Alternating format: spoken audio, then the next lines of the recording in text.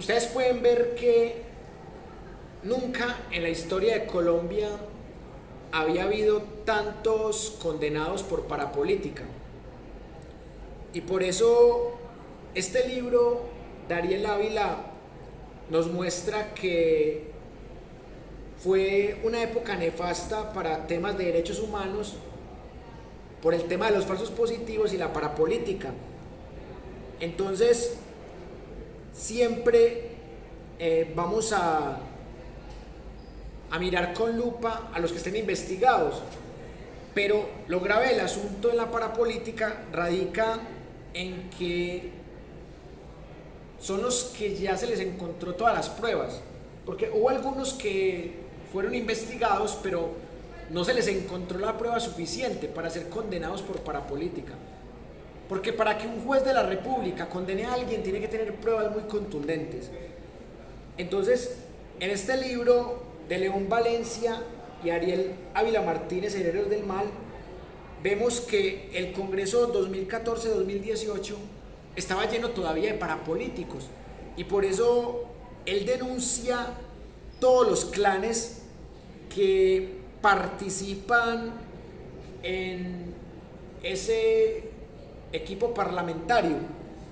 Yo solamente quiero que miren este árbol genealógico de los Suárez Mira, que es el clan parapolítico que ha gobernado a Bello mucho tiempo. Entonces miren por ejemplo esta familia. Óscar Suárez Mira tuvo como jefe al paramilitar alias el Alemán. Olga Suárez Mira, que puso al alcalde de Bello, Carlos Muñoz, que puso los concejales Vladimir Sierra y Carlos Alberto Bayer Cano, que puso a los representantes a la Cámara Germán Alcides Blanco, Carlos Alberto Zuluaga, y que también había puesto a los concejales Mario Jaramillo y Hugo Builes Cuartas. O sea, este es el clan de los Suárez Mira. ¿Y por qué les pongo este? Porque este es de Bello, Antioquia. Pero así como en Bello, Antioquia, ha existido ese clan, en Colombia, según estas investigaciones de León Valencia y Ariel Ávila Martínez, ha habido 54 clanes. Y estos 54 clanes fueron fundamentales para montar a Uribe en las dos presidencias, y fueron fundamentales también para montar a Iván Duque Márquez. Y por poco montan a Fico o a Rodolfo Hernández, por poco lo montan. Entonces, en la parte final de esta clase quiero compartirles algunos resultados sobre este tema de la parapolítica, que hace parte de nuestros libros de 100 preguntas y respuestas para comprender el conflicto colombiano. Esta es una investigación independiente de 2 tomos que también fue llevada a 143 programas radiales en la Universidad Nacional. Y acá, en este equipo de investigación, tratamos de responder 100 preguntas básicas para entender la guerra en Colombia. Y una de esas 100 preguntas es: ¿qué es la parapolítica? ¿Quiénes son los condenados por parapolítica? Entonces, voy a leerles unos párrafos de esta investigación que hicimos para que así lleguemos al momento de las conclusiones, para que ustedes miren cómo fue todo este tema mirado desde distintas fuentes y procurando un pensamiento crítico, algo que nunca puede faltar.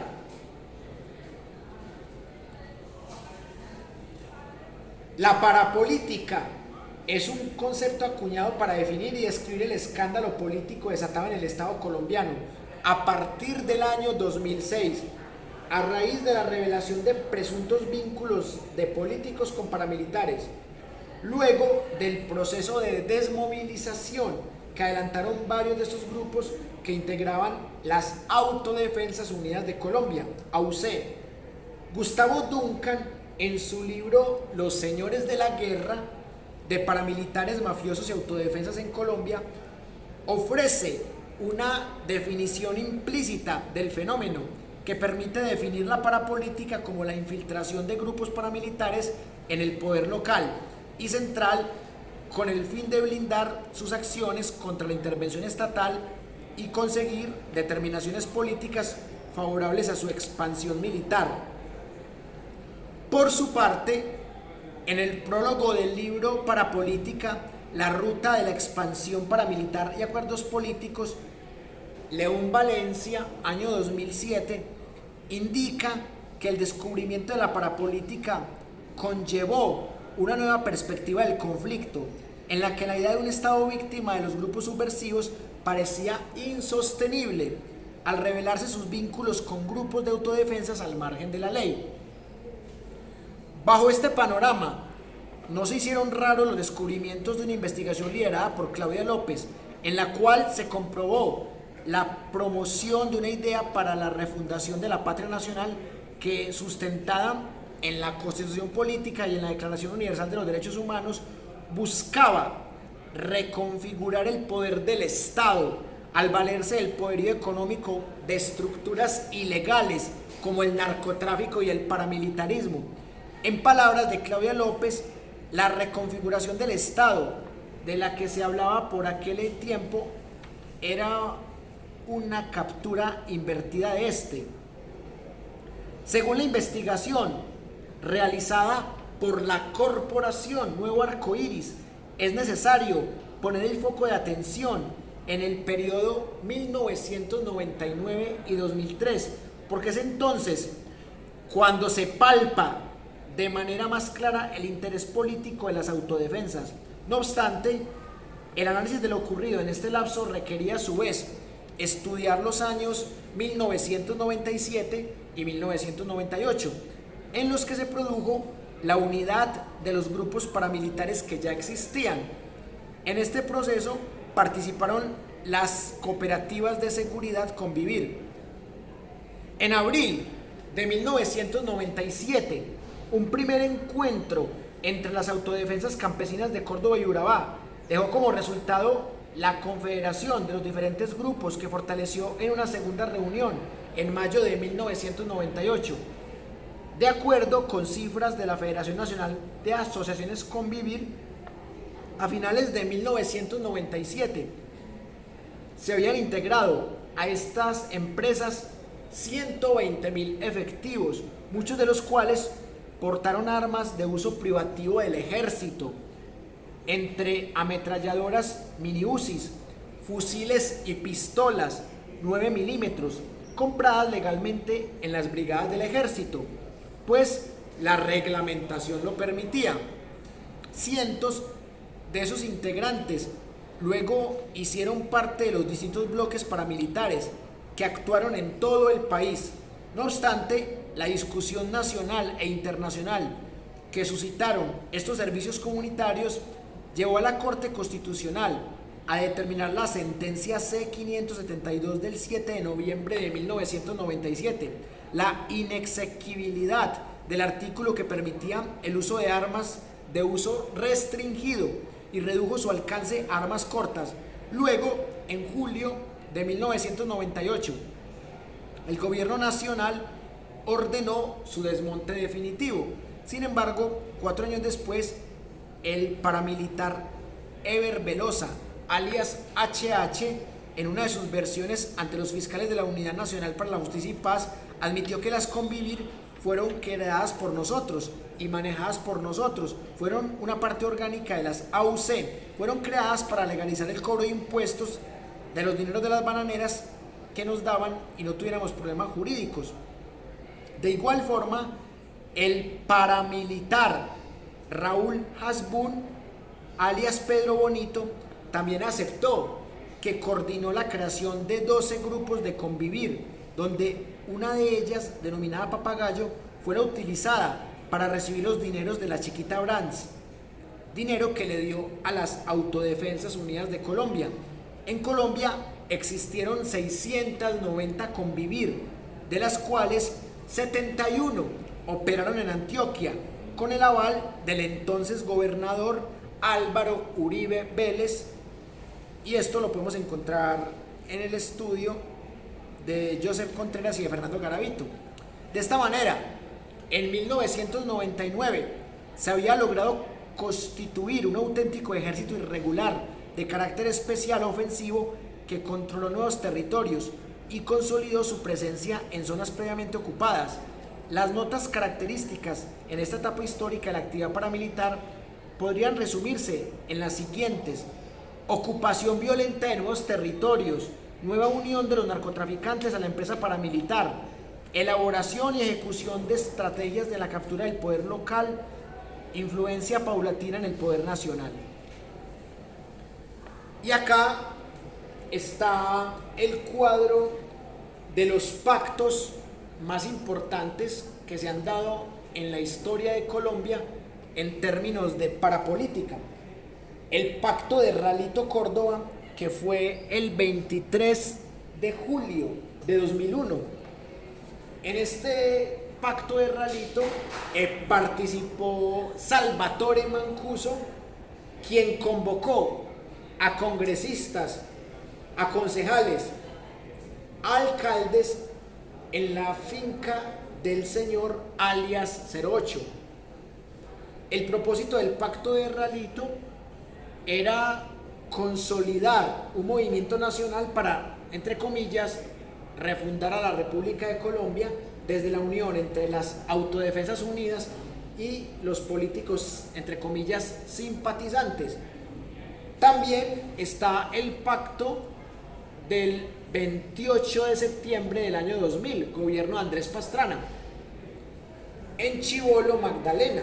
Este pacto de Chivolo, el paramilitar Jorge 40 y 13 candidatos a alcaldías y 395 personas más, entre aspirantes a consejos y asambleas, se reunieron con el propósito de fortalecer un proyecto político paramilitar, en donde Rodrigo Tovar Pupo, alias Jorge 40, tuvo el apoyo al señor José Dávila a la gobernación del departamento del Magdalena. Y luego, en el año 2002, se hizo el tercer pacto parapolítico, que se llama del Magdalena o San Ángel. Y aquí estuvieron Darío Alberto Laino Escopeta, aliado del paramilitar Jorge 40, y también hubo aspirantes al Congreso, diputados y también alcaldes del Magdalena. Y aquí el objetivo era otro, era realizar una parcelación, entre comillas, electoral, para garantizar una curul por lo menos a 3 caciques políticos de la región. Eso también lo denuncia el libro de Ariel Ávila, de cómo los 54 clanes se utilizan de la parapolítica se sirven de la parapolítica para ganar curules. Y otro de los grandes pactos parapolíticos es el Pacto de Granada, que es del marzo del año 2000, en Granada, Córdoba. Y aquí fue Salvatore Mancuso, líder paramilitar, el que lideró a los cordobeses para decidir quiénes serían los próximos 3 alcaldes de Tierra Alta, Córdoba. En este cuadro podemos ver todo el impacto de la parapolítica, y hubo muchos pactos más. Por ejemplo, en Puerto Berrío, Antioquia, en diciembre del 2001 se dio el pacto de Puerto Berrío, en donde participó Luis Alberto Gil, un senador de Convergencia Ciudadana condenado por parapolítica, y varios paramilitares del departamento de Santander. Ahí estaba Ernesto Báez y Rodrigo Pérez Alzate. Y esta se hizo con la idea de lograr que el movimiento alternativo regional, MAR, apoyara a Nelson Naranjo, segundo renglón de José Manuel Herrera, a la Cámara de Representantes. Luego en el Casanare hubo una reunión de coordinación el 23 de agosto de 2000, en donde Martín Llanos, jefe paramilitar del Casanare, se reúne con 6 candidatos a la alcaldía para seguir las directrices del paramilitar Llanos y así destinar 4 cargos para personas seleccionadas por él y su organización. El Pacto de la Lorena, de noviembre del 2000, en la vereda Luisa García del municipio de San Luis, Tolima. Aquí Emilio Martínez, que también fue congresista, se reúne con paramilitares del bloque Tolima para proteger y apoyar desde las Autodefensas Unidas de Colombia a los candidatos del señor Emilio Martínez. En el Chocó, en el 2001, también está el bloque Elmer Cárdenas de los paramilitares, con el patrocinio de Odín Sánchez, Edgar Ulises Torres, Julio Ibargüen, Carlos Escobar e Higinio Mosquera, más otros 17 que buscaban crear proyectos políticos y paramilitares en Antioquia y en el Chocó para tener congresos, alcaldías, gobernaciones, asambleas y hasta ediles. Y ya en plena presidencia de Uribe, en Córdoba, en el 2003, se hace el Pacto del Sindicato, en donde el paramilitar Salvatore Mancuso y los congresistas Zulema Jatin, Julio Mansur, Miguel de la Espriella y Eleonora Pineda se reúnen para tratar de acabar con el dominio tradicional de la familia López Cabrales, cuyo candidato era Libardo López, y apoyar a uno que perteneciera al pacto parapolítico del sindicato. En Urabá, en el año 2001, también hubo otro liderado por el paramilitar alias el Alemán y sus hermanos Rubén Darío Quintero y Humberto Willes. También estaba ahí Estanislao Ortiz Lara, Edison Llanes, Tirado, Germán Guerra y Hugo Caballero Ballesteros. Eran políticos de Urabá que querían armar una lista para el Congreso 2002-2006 para aspirar a cargos públicos. El pacto de Pibijay del 20 de septiembre del 2001. Pibijay Magdalena. Aquí el mismo Jorge 40 y los mismos asistentes del pacto de Chivolo, Karel Lara Vence, exalcaldesa de Fundación Magdalena, y otros candidatos se unen para hacer un ejercicio de proselitismo propagandístico para buscar divulgar la ideología paramilitar y la Provincia Unida, que es el movimiento que apoya a Jorge 40. El penúltimo, el eje cafetero, septiembre del año 2008. Ernesto Báez, Dixon Ferney Tapasco y Emilio Enrique Ángel también se unen en el eje cafetero en Caldas para buscar candidatos para políticos. Y por último, el pacto de la reunión de las Canarias en Sucre en 1997. Báez, Mancuso, más empresarios, políticos y ganaderos de Sucre y Antioquia como Miguel Nule, Joaquín García, Humberto Vergara, Jaime Isaac Rodrigo Montes, Juan Díaz, Alfonso Olivares, Ramón Villegas, Eduardo Cobos, Javier Piedrahíta, Elías Valdés, Ángel Villarreal, Luis Martínez, Arturo Cumplido, Armando Ceguera y Víctor Guerra se unen en este pacto parapolítico para financiar operaciones de las Autodefensas Unidas de Colombia en los departamentos de Antioquia y Sucre, buscando claramente un control político de la región. Y por eso mismo esta investigación es muy importante, porque nos muestra que si bien el tema de las convivir es un fenómeno proto-parapolítico, después del año 2006, la reelección fraudulenta de Uribe con la crisis política, la parapolítica se dispara y ya se vuelve un tema estratégico, pero muy bien planeado. Desde que estaba el mismo presidente Andrés Pastrana Arango, ya la parapolítica se planeaba en estos pactos, que son pactos que los medios tradicionales pues no suelen analizar con rigor.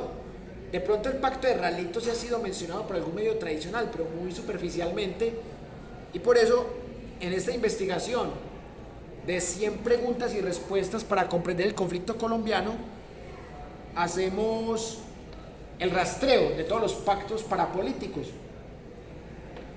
Y póngale cuidado a este párrafo de conclusión que dice: finalmente, en un informe dirigido el 12 de abril de 2016 al representante de la Cámara, Alirio Uribe, del Polo Democrático Alternativo, la Procuraduría General de la Nación reveló que desde el 2006 hasta el 2016 se tiene registrado un total de 519 procesos disciplinarios contra funcionarios por vínculos con grupos paramilitares o con bandas criminales, con lo cual se confirma que la parapolítica no es un asunto netamente del pasado en Colombia, sino que después de la presidencia de Pastrana y de Uribe se sigue dando en otros gobiernos y que va a seguir siendo un tema investigado y siguen apareciendo condenados después de haber publicado este libro en el año 2017. Listo, hemos llegado al momento de las conclusiones y yo tengo 3 rápidas para compartir con ustedes y para que hagamos la evaluación. La primera, definitivamente Uribe siempre va a generar polémica en Colombia, sea desde su autobiografía o sea desde la biografía de sus críticos. Pero es innegable que existen versiones contradictorias respecto a la actividad de su padre, porque según Uribe, pues su padre se enriqueció de manera legal, siendo un simple hacendado y ganadero, pero según Matarife, Joseph Contreras, Fernando Garavito, Gonzalo Guillén, Sergio Camargo, Virginia Vallejo, Fabio Castillo de los Jinetes de la Cocaína, Uribe y su padre se enriquecieron de cuenta del narcotráfico. Así consiguieron haciendas, más de 40 trabajadores, armas, aviones, yates. Eso no fue con simple agricultura o agroingreso robo seguro. Que si Turbay Ayala se inventa un agroingreso robo seguro y se lo da a la familia Uribe, era más entendible ese enriquecimiento. Pero hasta Fabio Castillo, que casi ni conocía a Uribe y decía que simplemente era un senador y alcalde, en su momento habla de sus 2 roles, reconocía que Alberto Uribe Sierra era narcotraficante. Pero Uribe, por obvias razones, va a decir que su padre no era narcotraficante, que su padre era un hacendado, que era un conquistador, un Don Juan, un hombre de palabra, un hombre que primero muerto que secuestrado. Segunda conclusión, los falsos positivos existieron. El gran debate es ¿por qué se aumentaron tanto? ¿Por qué se aumentaron por 10, por 20, por 30? ¿Por qué? ¿Y qué responsabilidad política administrativa tiene el gobierno de Uribe? ¿O simplemente fueron épocas infortunadas en donde las manzanas podridas se juntaron? O sea que a Uribe se le juntaron todos los soldados maquiavélicos y con mentalidad podrida para matar al primer bobo y ponerle la bota al revés. Última conclusión, la parapolítica no nació en el 2006, pero al igual que los falsos positivos, la parapolítica se disparó en el 2006 porque fue denunciada por personajes como Petro, como Iván Cepeda y como Robledo. Pero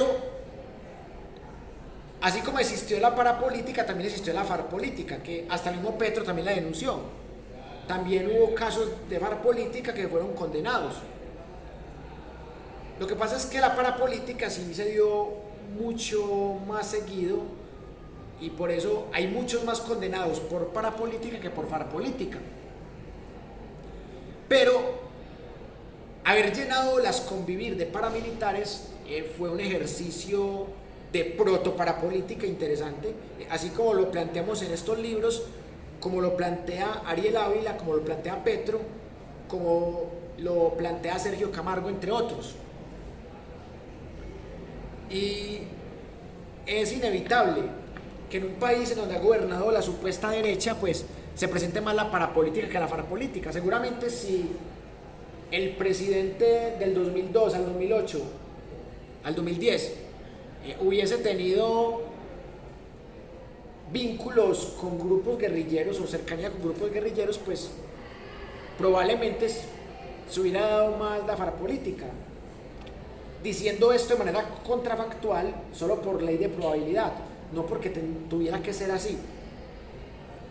Y la invitación es a que lean los 2 libros de 100 preguntas y respuestas para comprender el conflicto colombiano, que escuchen los 143 programas radiales, que se lean las 2 biografías, la autobiografía de Uribe y la biografía en contra de Uribe, que se lean las 2 autobiografías para que comparen versiones y así hagan pensamiento crítico. Y que también por el derecho se lean la autobiografía de Petro para que lo comparen también con otras versiones. Y este libro de León Valencia y Ariel Ávila sobre los clanes, los 54 clanes mafiosos que han gobernado Colombia, también es un libro que caería muy bien. Y si quieren un clásico del 88, que se lean este de los jinetes de la cocaína, porque así van a poder tener muchas miradas para cuando observen las 3 temporadas de Matarife, tengan más criterio para decir, estoy de acuerdo con esto no, esto no me gusta, aquí me parece que este man exagera, aquí está mintiendo, aquí está diciendo la verdad. Y esa es la idea del pensamiento crítico, mostrar todas las miradas para que al final logremos sacar las conclusiones. Bueno, muchas gracias por la atención y ahora sí hagamos la evaluación.